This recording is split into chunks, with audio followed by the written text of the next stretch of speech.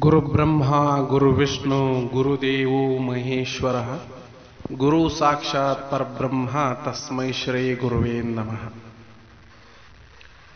ಎಲ್ಲರಿಗೂ ನಮಸ್ಕಾರಗಳು. ಇವತ್ತು ನಾವು ತಿಳಿದುಕೊಳ್ಳುವಂತಹ ವಿಷಯ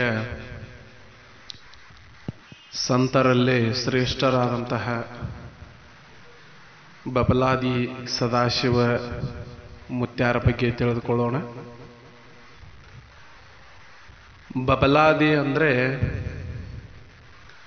ಆ ಪ್ರದೇಶಕ್ಕೆ ಹೆಸರು ಬರಲು ಮೂಲ ಕಾರಣ ಏನಂದ್ರೆ, ಆ ಪ್ರದೇಶದಲ್ಲಿ ಬಬಲಿ ಗಿಡಗಳು ಬಹಳ ಇದ್ದವ್ರಿ. ಈ ಬಬಲಿ ಗಿಡಗಳು ಇರುವುದರಿಂದ ಆ ಪ್ರದೇಶಕ್ಕೆ ಏನಂತ ಹೆಸರು ಬಂತು ಅಂದ್ರೆ ಬಬಲಾದಿ ಅಂಥೇಳಿ ಆಯಿತು. ಒಂದು ಸಲ ಚಿಕ್ಕಯ್ಯ ಅವರು ಮತ್ತು ಸದಾಶಿವ ಮುತ್ಯಾರು ಹೀಗೆ ಅಡ್ಡಾಡೋ ಸಂದರ್ಭದೊಳಗೆ ಬಬಲಾದಿ ಕಡೆ ಬರ್ತಾರ್ರಿ. ಅಲ್ಲಿ ಬಂದಾಗ ಫುಲ್ ಕಾಡು. ಆ ಕಾಡಿನೊಳಗೆ ಕಾಡು ಜನರು ಬಹಳ ಇರ್ತಾರೆ. ಬಬಲಾದಿ ಸದಾಶಿವ ಮುತ್ಯಾರು ಕುದುರೆ ಮ್ಯಾಗ ಕುಂತು ಬರೋ ಸಂದರ್ಭದೊಳಗೆ ಆ ಕಾಡು ಜನರು ಏನು ಮಾಡ್ತಾರಪ್ಪ ಅಂತಂದ್ರೆ ಅವ್ರನ್ನು ತಡೆ ಹಿಡಿತಾರೆ. ಯಾರು ನೀನು ಇಲ್ಲಿ ಯಾಕೆ ಬಂದದಿ ಅಂತ ಹೇಳಿ ಕೇಳ್ತಾರೆ. ಅವಾಗ ಸದಾಶಿವ ಮುತ್ಯಾರ ಅಂತಾರ, ಏನಿಲ್ಲ, ನಾನು ಹಿಂಗ ಬರ್ತೀನಿ, ಮತ್ತೆ ಈ ಜಾಗ ಪ್ರಶಸ್ತವಾಗೈತಿ, ಚಲೋ ಐತಿ ಅಂತ ಹೇಳಿ ಅಂದಾಗ ಅಲ್ಲಿ ಕಾಡು ಜನರು ಬಿಡುದಿಲ್ಲ ನೋಡ್ರಿ. ಅವ್ರ ಮ್ಯಾಗ ಗೇರ ಹಾಕ್ತಾರೆ. ನೀವು ಇಲ್ಲಿದ್ ಹೋಗ್ಬೇಕು, ಇಲ್ಲ ಅಂತಂದ್ರೆ ನೀನು ಬಡದ್ ಕೊಂದ್ಬಿಡ್ತೀವಿ ಅಂತ ಹೇಳಿ. ಅವಾಗ ಸದಾಶಿವ ಮುತ್ಯಾರು ಅವಾಗ ಹೋಗ್ತಾರೆ. ಮತ್ತೊಮ್ಮೆ ಅದೇ ಪ್ರದೇಶಕ್ಕೆ ಬಂದು ಅಡ್ಡಾಡೋ ಸಂದರ್ಭದೊಳಗೆ ಅಲ್ಲಿ ಕಾಡು ಮನುಷ್ಯರು ಏನ್ ಮಾಡಿಬಿಡ್ತಾರೋ, ಬ್ಯಾಟೆ ಆಡಾಕ್ ಹೊಂಟಿರ್ತಾರ. ಬ್ಯಾಟೆ ಆಡಾಕ್ ಹೊಂಟಾಗ ಎಲ್ಲಿ ಹೊಂಟಿರಿ ಅಂತ ಹೇಳಿ ಸದಾಶಿವ ಮುತ್ಯಾರ ಕೇಳ್ತಾರ. ನಾವು ಬ್ಯಾಟೆ ಆಡಾಕ್ ಹೊಂಟಿದೀವಿ, ನಮಗೆ ಬ್ಯಾಟ್ ಬೇಕಾಗೈತಿ. ಸದಾಶಿವ ಮುತ್ಯಾರ ತಮ್ಮ ಜೋಳಿಗೆ ಕೈ ಹಾಕಿ ಮೊಲಗಳನ್ನ ಎರಡು ಬಿಟ್ಬಿಡ್ತಾರೋ. ಅವಾಗ ಆ ಬ್ಯಾಟೆ ಆಡೋ ಮಂದಿ ಕೈಯಾಗಿನ ನಾಯಿಗಳು ತಪ್ಸ್ಕೊಂಡು ಆ ಮೊಲ ಹಿಡ್ಯಾಕ್ ಹೋಗ್ತಾವ. ಅವಾಗ ನೋಡ್ರಿ, ಬ್ಯಾಟೆ ಆಡೋ ಜನ ಗಾಬರಿ ಆಗ್ತಾರ. ಇವೇನೋ ಮಾಟ ಮಂತ್ರ ಮಾಡವ ಅದಾನ ಮನುಷ್ಯ, ಸ್ವಲ್ಪ ಡೇಂಜರ್ ಕಾಣಿಸ್ತಾನಂತ ಹೇಳಿ ಅವನ ಮಡಿಲಾಕ್ ಬರ್ತಾರ್ರಿ. ಅವಾಗ ಸದಾಶಿವ ಮುತ್ಯಾರ ಅಂತಾರ, ಅವ್ರಿಗೆ ಏನಂತಾರಂದ್ರೆ, ಏನ್ರಲೇ ನೀವು ಚಲೋ ಮಾಡಿದ್ರು ಮತ್ತೆ ನನ್ನ ಮ್ಯಾಗ ಇದು ಮಾಡ್ತೀರಿ, ಎಷ್ಟು ಮಂಡದಿರ್ಲೆ ಅಂತ ಹೇಳಿ ನೀವು ಅವ್ರು ಅಂದ್ಬಿಡ್ತಾರ. ಮಂಡದಿರ್ಲೆ ಅಂತ ಹೇಳಿ ಅಂದಿದ್ದ ತಡ ಅವರೆಲ್ಲರೂ ಮಂಡ್ರಾಗೆ ಹೋಗಿಬಿಡ್ತಾರ. ಇನ್ನಾದ್ರೂ ಒಂದು ಮಂಡರು ಅಂತ ಹೇಳಿ ಏನಪ್ಪಾ ಅಂತಂದ್ರೆ ಅಲ್ಲಿ ಅದಾರ ಒಂದು ಜನಾಂಗ ಐತೆ, ಅದು ಮಂಡ ಜನಾಂಗ ಅಂತ ಹೇಳಿ. ಸದಾಶಿವ ಮುತ್ಯಾರ ನೋಡ್ರಿ, ಅವ್ರು ಎಲ್ಲಿ ಹುಟ್ಟಿದ್ರು ಏನು ಅಂತ ಹೇಳಿ ಅವ್ರ ಪೂರ್ವಿ ಇತಿಹಾಸ ಇನ್ನೂ ಯಾರಿಗೂ ತಿಳಿದಿಲ್ಲ. ಒಂದ್ ಕಡೆ ಅವ್ರು ಏನಂತಾರಪ್ಪ ಅಂತಂದ್ರೆ, ಕೆಲವು ಮೂಲಗಳ ಪ್ರಕಾರ ಸದಾಶಿವ ಮುತ್ಯಾರು ಹಂಪಿ ವಿರೂಪಾಕ್ಷನ ಗುಡಿಯಲ್ಲಿ ಮುತ್ತಾಗಿದ್ರು ಅಂತ ಹೇಳಿ ಕೆಲವಷ್ಟು ಜನ ಅಂತಾರ. ಆದ್ರೂ ನಿಖರವಾಗಿ ಇಲ್ಲೇ ಅಂತ ಹೇಳಿ ಅವ್ರದ್ದು ಇತಿಹಾಸ ಇಲ್ಲ. ಚಿಕ್ಕಯ್ಯವರು ಮತ್ತು ಸದಾಶಿವ ಮುತ್ಯಾರು ಅವರು ತೀರ್ಥ ಸೇವನೆ ಮಾಡ್ತಿರ್ತಾರ. ತೀರ್ಥ ಸೇವನೆ ಮಾಡೋದು ಏನಾಗ್ತೈತ್ರಿ, ಅವಾಗಿನ ಬ್ರಿಟಿಷ್ ಅಧಿಕಾರಿಗಳಿಗೆ ಗೊತ್ತಾಗತೈತಿ. ಗೊತ್ತಾದ ಸಂದರ್ಭದೊಳಗೆ ಬ್ರಿಟಿಷ್ ಅಧಿಕಾರಿಗಳು ಬಂದು ಏನ್ ಮಾಡ್ತಾರ, ಕೃಷ್ಣಾ ನದಿ ದಂಡಿ ಮ್ಯಾಗ ನೋಡ್ರಿ ಅಲ್ಲಿ ಕುಂತ ಏನಪ್ಪಾ ಅಂತಂದ್ರೆ ಇಬ್ರು ತೀರ್ಥವನ್ನು ತಗೋತಿರ್ತಾರೋ. ಅವಾಗ ಬ್ರಿಟಿಷ್ ಅಧಿಕಾರಿ ಬಂದ, ನೀವು ತೀರ್ಥ ಕುಡಿಯತ್ತೀರಿ ಮತ್ತೆ ನಿಮ್ಮನ್ನ ನಾನು ಅರೆಸ್ಟ್ ಮಾಡ್ತೀನಿ ಅಂತ ಹೇಳಿ ಅಂದಾಗ, ಎಲ್ಲೈತಿ ತೋರ್ಸು ತೀರ್ಥ ಅಂತ ಹೇಳಿ ಸದಾಶಿವ ಮುತ್ಯಾರ ಅಂತಾರೆ. ಅವಾಗ ನೋಡ್ರಿ, ಅಲ್ಲಿಟ್ಟಿರುವಂತಹ ರಂಜುಣಿಗೆ ಅಂದ್ರೆ ದೊಡ್ಡ ದೊಡ್ಡ ಹಂಡೆ ಗಡಿಗೆಗಳು ಹಂಡೆಗಳು ಅಂತ ಹೇಳಿ ಇದ್ದುಲ್ಲ ರಂಜುಣಿಗೆ, ಅದು ಮೊದಲ ಅದ್ರ ತುಂಬಾ ಎಲ್ಲ ನೋಡ್ರಿ ತೀರ್ತಿತ್ತು. ಆದ್ರೆ ಬ್ರಿಟಿಷ್ ಅಧಿಕಾರಿ ಬಂದ ಅದನ್ನ ನೋಡೋ ಸಂದರ್ಭದೊಳಗೆ ಅವೆಲ್ಲ ನೀರಾಗಿ ಹೋಗ್ಬಿಟ್ಟಿತ್ತು. ಇನ್ನು ಕೆಲವೊಂದಿಷ್ಟೆಲ್ಲ ಹಾಲಾಗಿ ಹೋಗಿಬಿಟ್ಟಿತ್ತು. ಬ್ರಿಟಿಷ್ ಅಧಿಕಾರಿ ಏನು ಮಾಡಿದ್ರು ಏನಪ್ಪಾ ಅಂತಂದ್ರೆ ಗೊತ್ತಾಗಲಿಲ್ಲ.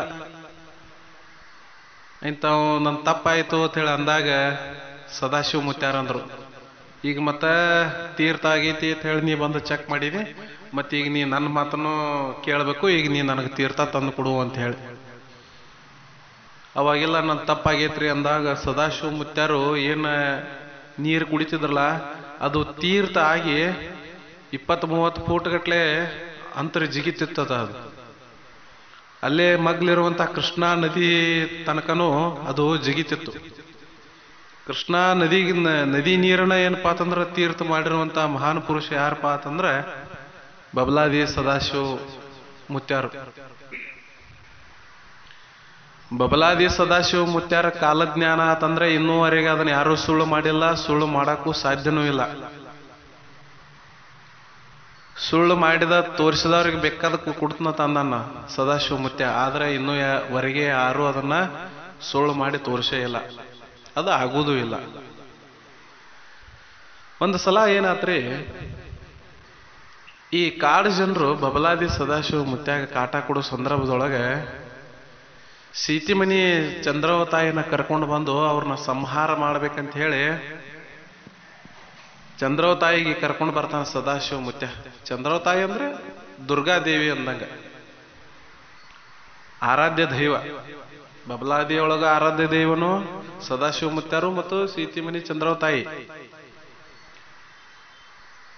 ಚಂದ್ರಾವತಾಯಿನ ಕರ್ಕೊಂಡು ಬಂದು ನನಗ ಹಿಂಗ ಕಾಡು ಜನರು ತೊಂದರೆ ಕೊಡಾಕತ್ತಾರ, ಮತ್ತೆ ನೀನು ಸ್ವಲ್ಪ ಅವ್ರನ್ನ ಬಂದು ಸಂಹಾರ ಮಾಡು ತಂದಾಗ ಚಂದ್ರಾವತಾಯಿ ಬಂದು ಎಲ್ಲ ಕಾಡು ಜನರು ಸಂಹಾರ ಮಾಡ್ತಿರ್ತಾಳೆ.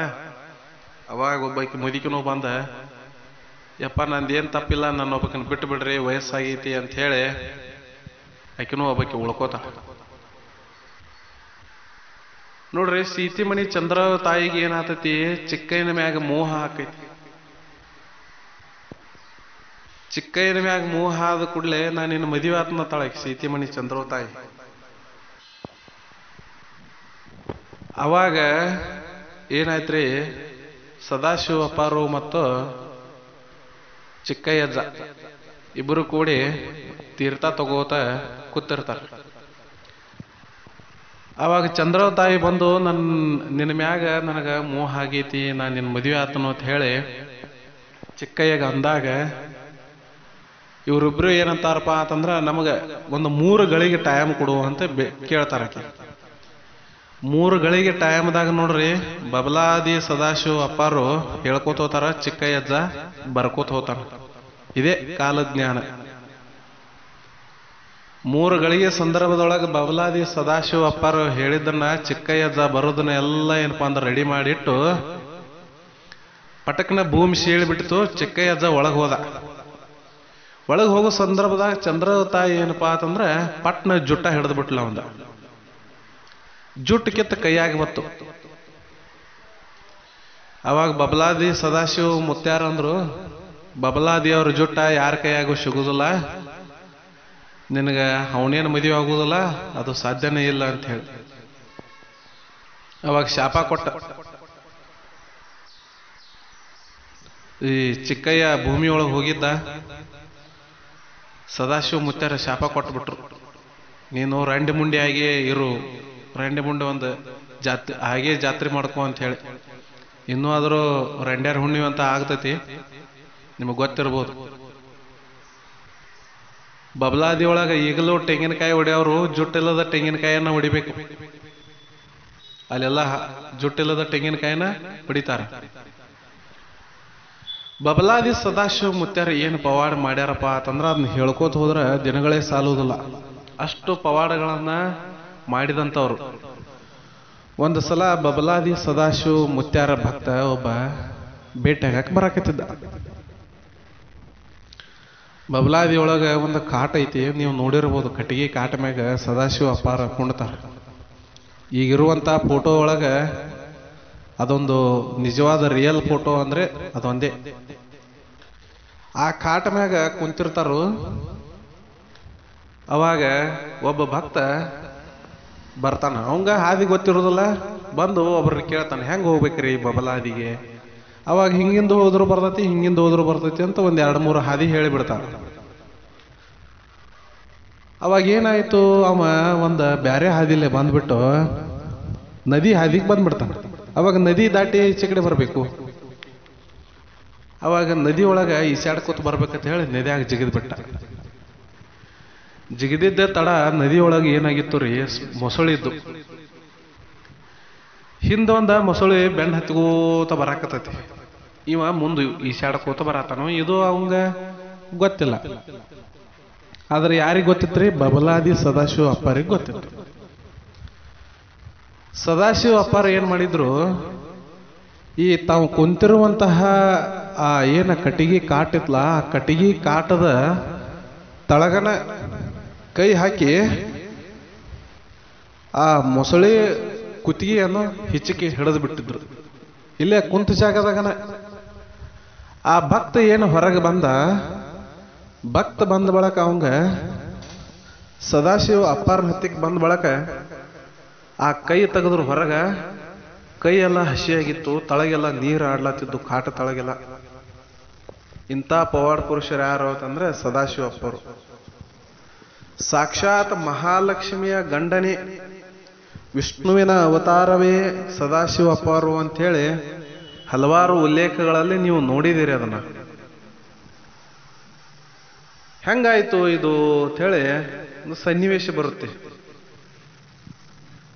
ಒಂದು ಸಲ ಕೊಲ್ಲಾಪುರ ಮಹಾಲಕ್ಷ್ಮಿ ಗುಡಿಗೆ ಏನಪ್ಪಾ ಅಂತಂದ್ರೆ ಸದಾಶಿವ ಅಪ್ಪಾರ ಹೋಗಿದ್ರು. ಅವಾಗ ಬ್ರಿಟಿಷರ ಆಡಳಿತ ಸದಾಶಿವ ಅಪ್ಪಾರನ ಒಳಗೆ ಬಿಡಂಗಿಲ್ಲ. ಒಳಗೆ ಬಿಡ್ಲಾರ್ದ ಸಂದರ್ಭದೊಳಗೆ ಏನಾತ್ರಿ, ಅವ್ರು ಅಲ್ಲೇ ನಿಂತ್ರು ನನ್ನ ಒಳಗೆ ಬಿಡೋದಿಲ್ಲ, ನಾ ಆಕಿ ಗಂಡದನಿ, ನನ್ನ ಒಳಗೆ ಬಿಡ್ಲಿಲ್ಲ ಅಂದ್ರೆ ಹೆಂಗೋ ಅಂದ್ರ ಅವ್ರು. ಅವಾಗ ಬ್ರಿಟಿಷ್ ಅಧಿಕಾರಿಗೆ ಸಿಟ್ಟು ಬಂತು, ಅವ್ರನ್ನ ಹೋಗಿ ಜೈಲಿಗೆ ಹಾಕಿಬಿಟ್ಟ. ಮರ್ದೂಸಿ ಯಥಾಸ್ಥಿತಿ ನೋಡ್ರಿ, ಬಾಗಿಲ ತೆಗೆದು ಪೂಜೆ ಮಾಡ್ಬೇಕಂತೇಳಿ ಬಾಗಿಲ ತೆಗೆದ್ರು. ಅಧಿಕಾರಿನೂ ಅಲ್ಲೇ ಇದ್ದ. ಒಳಗೆ ನೋಡೋದ್ರಾಗ ಏನಾಗಿತ್ರಿ, ಸದಾಶಿವ ಅಪ್ಪಾರು ಮಲ್ಕೊಂಡಿದ್ರು. ಮಹಾಲಕ್ಷ್ಮಿ ಬಂದ ಇವ್ರ ಕಾಲು ಒತ್ತುತ್ತಿದ್ದಳು. ನೋಡ್ರಿ ಎಂತ ವಿಸ್ಮಯ ಏನಪ್ಪಾ ಅಂತಂದ್ರ. ಯಾಕಂದ್ರ ಈ ಸನ್ನಿವೇಶ ಆಗ್ಲ ಕಾರಣ ಏನಂದ್ರ ಅವರು ವಿಷ್ಣುವಿನ ಅವತಾರವೇ ಆಗಿದ್ರು. ಮಹಾಲಕ್ಷ್ಮಿಯ ಗಂಡನೇ ಶ್ರೀಮನ್ ನಾರಾಯಣನೇ ಆಗಿದ್ರು ಅವರು. ಅಧಿಕಾರಿ ನೋಡಿ ನಿಬ್ಬೆರಗಾದ. ಒಮ್ಮೆ ಏನಿದು ವಿಚಿತ್ರ, ನಾನು ನೋಡತ್ತಿದ್ದದು ನಿಜ ಆಯ್ತು ಏನು ಅಂತ ಹೇಳಿ ತನ್ನ ಕಣ್ಣನ್ನ ತಾನೇ ನಂಬಲಿಕ್ಕೆ ಆಗ್ಲಿಲ್ಲ ಅವಂಗ. ನಂದು ತಪ್ಪಾಯ್ತ್ರಿ ಅಂತ ಹೇಳಿ ಸದಾಶಿವ ಮುತ್ಯಾರಿಗೆ ಬೇಡ್ಕೊಂಡು ಅವಾಗ ಮುತ್ಯಾರ ಏನ್ ಮಾಡಿದ್ರು, ಲಕ್ಷ್ಮಿಗೆ ಸನ್ನೆ ಮಾಡಿದ್ರು, ಇನ್ನು ನೀ ಹೋಗಂತ ಹೇಳಿ. ಮತ್ತ ಲಕ್ಷ್ಮಿ ಯಥಾ ರೀತಿಯೊಳಗೆ ಮೂರ್ತಿ ಆದಳ್ರಿ. ಒಂದ್ಸಲ ಏನಾಗಿತ್ತು, ಎಲ್ಲರಿಗೂ ಮೂರು ಲೋಕದೊಳಗೆ ಏನ್ ನಡೀತಿತ್ತು ಅಂತ ಹೇಳಿ ಗೊತ್ತಾಗ್ತಿತ್ತು ನೋಡ್ರಿ ಸದಾಶಿವ ಅಪ್ಪರಿಗೆ. ಈ ಮಹಾಲಕ್ಷ್ಮಿಗೆ ಏನಪ್ಪಾ ಅಂತಂದ್ರೆ, ಕೊಲ್ಲಾಪುರ ಮಹಾಲಕ್ಷ್ಮಿಗೆ ಮದುವೆ ಮಾಡ್ಕೊಲಾಕ ಸ್ವಯಂವರವನ್ನು ಏರ್ಪಡಿಸಿದಾಗ ಯಾರಕಿನ್ನ ಏನಪ್ಪಾ ಅಂತಂದ್ರ ಮದುವೆ ಆಗ್ತಿರ್ಲ, ಅವರು ರಂಜುಣಿಗೆ ಗಟ್ಲೆ ದೊಡ್ಡ ಹಂಡೆ ಗಟ್ಲೆ ಡ್ರಮ್ ಗಟ್ಲೆ ನೀವು ವಿಷ ಕುಡಿಬೇಕು. ಕತ್ತಲ ಕೋಣೆಯೊಳಗೆ ಏನಪ್ಪಾ ಅಂತಂದ್ರ ಕತ್ತಿ ಬೀಸಾಡ್ತಿರ್ತಾವ, ಅಂದ್ರ ತಲವಾರುಗಳು ಬೀಸ್ತಿರ್ತಾವ. ಅಂತ ಕತ್ತಲ ಕೋಣೆಯೊಳಗೆ ತಲವಾರದೊಳಗೆ ಬೀಸಾಡೋದ್ರಂದ ಪಾರಾಗಿ ಬರ್ಬೇಕು ನೀವು. ಮತ್ತ ಹಾವ ಚೇಳ ಇರ್ತಾವ, ಅದ್ರ ಕಡೆ ಕಡ್ಸ್ಕೋಬೇಕು. ಯಾರು ಬದುಕಿ ಬರ್ತೀರಿ ಅವರಿಗೆ ಮಹಾಲಕ್ಷ್ಮಿ ಜೊತೆ ಮದುವೆ ತಂದಾಗ ಈ ಸದಾಶಿವ ಮುತ್ಯಾರಿಗೆ ಏನಪ್ಪಾ ಅಂತಂದ್ರ ಇದೆಲ್ಲ ಗೊತ್ತಿತ್ತು. ಡಂಗ್ರ ಸಾರಿದ ನೋಡ್ರಿ, ಡಂಗ್ರ ಸಾರೋಕ್ಕಿಂತ ಮೊದಲ ಅವ್ರಿಗೆ ಮೂರು ಲೋಕದೊಳಗೆ ಏನಾಕಿತ್ತು ಎಲ್ಲ ಗೊತ್ತಾಕಿತ್ತು. ಮೂರು ಲೋಕದಾಗ ಆತೈತೆ ಅನ್ನೋದು ಇಲ್ಲೇ ಕುತ್ತಲೇ ಹೇಳ್ತಿದ್ರು ಅವರು. ಅವ್ರು ಹೇಳಿರುವಂತ ಪ್ರತಿಯೊಂದು ಮಾತುಗಳು ಈಗೂ ಸತ್ಯ ಆಗ್ತಾ ಇವೆ. ಅದನ್ನೆಲ್ಲ ಅವರು ಜಯಿಸಿ ಕೊಲ್ಲಾಪುರ ಮಹಾಲಕ್ಷ್ಮಿನ ಏನಪ್ಪಾ ಅಂತಂದ್ರ ಮದುವೆ ಆಗ್ತಾರೆ. ಸಾಕ್ಷಾತ್ ಕೊಲ್ಲಾಪುರ ಮಹಾಲಕ್ಷ್ಮಿಯ ಗಂಡ. ಅದಕ್ಕೆ ಅವ್ರದೊಂದು ಮಾತು ಬರ್ತದೆ, ಹರಿವ ಹಾವಿನ ಗಂಡ ಉರಿವ ಬೆಂಕಿಯ ಚಂಡ ಕೊಲ್ಲಾಪುರ ಮಹಾಲಕ್ಷ್ಮಿಯ ಗಂಡ, ಹಂಡ ಹಾರುಣ ಗಂಡ ಮಂಡ ಮುಸ್ಲಿಯರ ಗಂಡ, ಧೂಳಿ ಗಂಡ ಗಾಳಿ ಗಂಡ, ನೋಡ್ರಿ, ಎಲ್ಲವನ್ನ ಏನಪ್ಪಾ ಅಂತಂದ್ರ ಎದುರಿಸಬಲ್ಲಂತ ಶಕ್ತಿ ಇರೋವ ಸದಾಶಿವ ಮುತ್ಯ. ಸದಾಶಿವ ಮುತ್ಯಾರ ಕಾಲಜ್ಞಾನದೊಳಗೆ ಹೇಳಿರುವಂಗ ಗ್ವಾಡಿ ನಡಿತಾವಂತ ಹೇಳಿದ. ಟ್ರೈನ್ ಬಂದವ್ರಿ, ದೊಡ್ಡ ದೊಡ್ಡ ಟ್ರೈನ್ ಡಬ್ಬಿಗಳು ಹೊಂಟು, ಊರಿಗೆಲ್ಲ ಬೇಲಿ ಬೀಳ್ತತಿ ಅಂತ ಹೇಳಿದ್ದ. ನೋಡ್ರಿ, ಕರೆಂಟ್ ಕನೆಕ್ಷನ್ ಎಲ್ಲಾ ಕಡೆ ವಾಯರ್ಗಳು ಬೇಲಿ ಬಿದ್ದಂಗ ಅದು. ಅದಲ್ಲದ ನೆತ್ತಿ ಮ್ಯಾಗ ಬೆಂಕಿ ತೂರ್ಯಾಡ್ತೈತಿ ಅಂತಿದ್ದ. ಲೈಟ್ಗಳು ಬಂದು ಬಾಯಿಗೆ ಜಾಳಿಗೆ ಹಾಕೋತೀರಿ ಮಕ್ಕಳ್ರಿ ಅಂದಿದ್ದ. ಮಾಸ್ಕ್ ಬಂದೂರಿ, ಎಲ್ಲಾ ದೇವಸ್ಥಾನಗಳ ಪೂಜೆ ನಿಂತು ಹೋಗ್ತೈತಿ ಅಂದಿದ್ದ. ಕೊರೋನಾ ಸಂದರ್ಭದೊಳಗೆ ಎಲ್ಲಾ ದೇವಸ್ಥಾನಗಳ ಎಂತೆಂತ ತಿರುಪತಿಯ ದೇವಸ್ಥಾನದ ಪೂಜೆಯು ನಿಂತು ಹೋಯ್ತು. ಅದಕ್ಕೂ ಕೀಲಿ ಹಾಕಿರು. ನೋಡ್ರಿ, ಇದನ್ನೆಲ್ಲ ಸದಾಶಿವ ಮುತ್ಯಾರು ಎಂದೋ ಬರ್ದಾರ. ಅವರು ಬರೆದಿಟ್ಟದನ್ನ ಪ್ರತಿ ವರ್ಷ ಒಂದೊಂದೊಂದೊಂದು ಪೇಜ್ ಓದ್ತಾರ್ರಿ.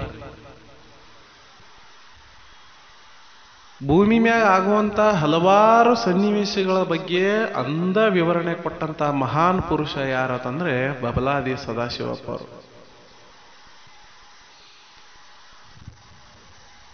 ಹಾರೂರಿಗೆ ಏನಪ್ಪಾ ಅಂತಂದ್ರೆ ಹರನಾಗಿ, ಕುರುಬನಿಗೆ ಬೀರನಾಗಿ, ಮುಸ್ಲಿಮರಿಗೆ ಪೀರನಾಗಿ ನಾನು ಮತ್ತೆ ಹುಟ್ಟಿ ಬರ್ತೀನಿ, ನನ್ನ ಕೂಣ ಹಿಡೀರಿ ಮಕ್ಕಳ್ರಿ ಆತಂದ. ಸದಾಶಿವ ಮುತ್ಯಾರ ಏನಪ್ಪಾ ಅಂತಂದ್ರ ಎಂದ್ ಮತ್ತೆ ಹುಟ್ಟಿ ಬರ್ತಾರಲ್ಲ ಅಂದೇ ಈ ಲೋಕದ ಅಂತ್ಯ. ಸದಾಶಿವ ಮುತ್ಯಾರ ಬಗ್ಗೆ ಹೇಳ್ಕೋತ ಹೋದ್ರ ದಿನಗಳ ಸಾಲುವುದಿಲ್ಲ. ಸದಾಶಿವ ಅಪ್ಪವ್ರ ಏನಪ್ಪಾ ಅಂತಂದ್ರ ತೀರ್ಥ ಅಂತಂದ್ರ ಏನ್ ದಾರು ಅಂತಿರ್ಲ, ಅಲ್ಲಿ ಹೋಗಿ ಯಾರು ದಾರು ಅನ್ನಬಾರದು. ದಾರು ಅಂದ್ರೆ ದಾರುಣ ಸಾವು ದಾರಿಯಲ್ಲಿ, ಶೆರೆ ಅಂದ್ರೆ ಶೆರೆವಾಸ. ಎಲ್ಲರೂ ನೀವು ತೀರ್ಥ ಅಂತಾನೆ ಹೇಳ್ಬೇಕು. ಅವ್ರು ತೀರ್ಥ ತಗೋತಾರ ಅಂತ ಹೇಳಿ ನೀವೆಲ್ಲ ತೀರ್ಥ ತಗೋಕ್ ಹೋಗ್ಬೇಡ್ರಿ. ಅವರು ಬಿಂದು ಕಾಳಲೆ ಏನ್ ಬೇಕಾದ್ರೂ ಮಾಡ್ಯಾರ. ಮಹಾಪ್ರಸಾದ ಅಂತ ಹೇಳಿ ಸ್ವೀಕರಿಸಿ ತಮ್ಮ ಮನಸ್ಸನ್ನ ಕಟ್ಟಿ ಹಾಕಲಾಕ ಏನಪ್ಪಾ ಅಂತಂದ್ರೆ ತೀರ್ಥ ಸೇವನೆ ಮಾಡಿ ಪರಮಾತ್ಮನ ನಾಮಸ್ಮರಣೆ ಮಾಡ್ತಿದ್ರು, ಧ್ಯಾನಿಸ್ತಿದ್ರು.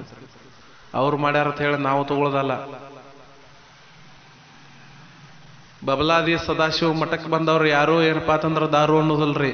ದಾರು ಅಂದ್ರೆ ದಾರಿಯಲ್ಲಿ ದಾರುಣ ಸಾವು, ಶೆರೆ ಅಂದ್ರೆ ಶೆರವಾಸ ಅನುಭವಿಸ್ತೀರಿ ಮಕ್ಕಳ್ರಿ ಆತಂದಾರ್ರಿ.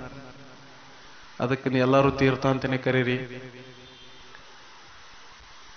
ನಾ ಅಂದಾರು ಗಂಡ ಐತ್ರಿ. ಈಗ ಯಾರ ನಾ ಅಂತ ಬೆರಿತೀರಿ ಅವ್ರಿಗೆ ಉಳಿಗಾಲಿಲ್ಲ. ಸದಾಶಿವಪ್ಪರ ಹೇಳ್ಯಾರ, ಯಾವಾಗ ಕೊರೋನಾ ಬಂದು ಜಾಸ್ತಿ ಆತ್ ನೋಡ್ರಿ, ಅಂಬಲಿ ಪ್ರಸಾದ ಮಾಡಿ ಅಲ್ಲಿ ಜನರು ಏನಪ್ಪಾ ಅಂತಂದ್ರ ಸದಾಶಿವ ಅಪ್ಪಾರ ಧ್ಯಾನ ಮಾಡ್ಕೋತ ಕುಂತರು, ಯಾರಿಗೊಬ್ರಿಗೂ ಕೊರೋನಾ ಆಗಲಿಲ್ಲ. ಅಂಬಲಿ ಪ್ರಸಾದಕ್ಕೆ ಅಷ್ಟು ತಾಕತ್ತೈತ್ರಿ. ಇನ್ನೂ ಆದ್ರೂ ಅಲ್ಲಿ ಹೋಗಿ ನೀವು ಅಂಬಲಿ ಪ್ರಸಾದ ರೆಡಿ ಮಾಡಿ ಇಟ್ಟಿರ್ತಾರ, ತಗೋಬಹುದು. ಯಾರೊಬ್ಬೊಬ್ರು ಏನಪ್ಪಾ ಅಂತಂದ್ರೆ ತೀರ್ಥ ಇಟ್ಟಿರ್ತಾರ, ತೀರ್ಥನೂ ತಗೋಬಹುದು. ಅಲ್ಲೇನ ನಿಮ್ಗೆ ಒತ್ತಡ ಹೇಳಂಗಿಲ್ಲ ನೀವು ತೀರ್ಥ ತಗೋರಿ ಅಂತೇಳಿ. ಕೆಲವೊಬ್ರು ಬಾಳೆಹಣ್ಣು ತಗೋಬಹುದು, ಉಡೆ ಒಳಗೆ ಫಲ ಹಾಕೋತಾರ್ರಿ. ಮಕ್ಕಳಿಲ್ದವ್ರಿಗೆ ಮಕ್ಕಳು ಕೊಟ್ಟಾನ, ಗಣಸರಿಗೆ ಮಕ್ಕಳ ಕೊಟ್ಟಂತಾವ ಬಬಲಾದಿ ಸದಾಶಿವ ಮುತ್ಯ. ಗಣಸರಿಗೆ ಹೆಂಗ ಮಕ್ಕಳ ಅಂತ ನೀವು ಅನ್ಬಹುದು. ಒಂದ್ ಸಲ ಏನಾಯ್ತು, ಬಬಲಾದಿ ಸದಾಶಿವ ಮುತ್ಯಾರನ್ನ ಪರೀಕ್ಷೆ ಮಾಡ್ಲಾಕ 2 ಜನ ಬಂದ್ರು, ಹೆಣ್ಣು ವೇಷ ಹಾಕೊಂಡು. ಮುತ್ಯಾರ ಬಹಳ ವರ್ಷ ಆತ್ರಿ ನಮಗ್ ಮಕ್ಕಳಾಗವಲ್ಲ ಯವು ಅಂತ ಹೇಳಿ. ಮುತ್ಯಾರಿಗೆ ಗೊತ್ತಿತ್ತು ಇವ್ರು ಸುಳ್ಳು ಹೇಳತಾರ ಅಂತ ಹೇಳಿ. ಹೋಗ್ರು ಮಕ್ಕಳ್ರೆ, ಅದು ಸುಮ್ಮ ಆಗುದಿಲ್ಲ ಅಂತ ಹೇಳಿ. ಆದ್ರೂ ಇವ್ರು ಕೇಳಿಲ್ಲ. ಇಲ್ರಿ ಮುತ್ಯಾರ, ನಮಗ್ ಬಹಳ ದಿವಸ ಆಯ್ತು ಮಕ್ಕಳಾಗವಲ್ಲ, ನಮಗ್ ಮಕ್ಕಳ ಭಾಗ್ಯ ಕೊಡ್ರಿ ಅಂತ ಹೇಳಿ. ಆಯ್ತು, ನಿಮ್ಮ ಜೀವನದ ಹೆಂಗೈತಿ ಹಂಗ ಆಕೈತಿ, ಆಗಲಿ ಹೋಗ್ರಿ ನಿಮಗೂ ಮಕ್ಕಳ ಅಂತ ಹೇಳಿ ಎದ್ದು ಹೋಗ್ಬಿಟ್ರು. ನೋಡ್ರಿ, ಬಬಲಾದಿಯವ್ರ ನಾಲಿಗೆ ಅಂದ್ರ ಕರಿ ನಾಲಿಗೆ, ಕರಿ ಕಲ್ಲ ಮ್ಯಾಗ ಬಿಳಿ ಗರಿ ಇದ್ದಂಗ. ಒಮ್ಮೆ ಅವ್ರ ಏನಪ್ಪಾ ಅಂತಂದ್ರ ಮಾತು ಕೊಟ್ರಂದ್ರ ಮುಗಿತು, ಹೊಳ್ಳಿ ಏನ್ ಮಾಡ್ರು ಹಿಂದ್ ಬರ್ಲಾಕ್ ಸಾಧ್ಯನಿಲ್ಲ. ಅಷ್ಟ ಕಡಕ ನಾಲಿಗೆ ಯಾರದಪ್ಪ ಅಂತಂದ್ರ ಬಬಲಾದಿಯವ್ರ ನಾಲಿಗೆ. ಸದಾಶಿವ ಮುತ್ಯಾರ ಮುಂದೆ ಅಡ್ಡಾಡ್ಬೇಕಾದ್ರ ಅಂಜಿ ಸಾಯ್ತಿತ್ತು ಮಂದೆಲ್ಲ. ಅಷ್ಟ ಏನಪ್ಪಾ ಅಂತಂದ್ರ ಕಡಕ್ ಯಾರು ಸದಾಶಿವ ಮುತ್ಯಾರು. ಆಯ್ತು, ನಿಮ್ ಜೀವನದಾಗ ಇದ್ದಂಗ ಆಗ್ಲಿ ಮಕ್ಕಳಾಗ್ಲಿ ಅಂತ ಏನ್ ಹೇಳಿ ದಾಟಿ ಹೋಗಿಬಿಟ್ರು. 3-4 ತಿಂಗಳು ಆಗೋದ್ರಾಗ ನೋಡ್ರಿ ಪ್ರೆಗ್ನೆಂಟ್ ಆದ್ರು.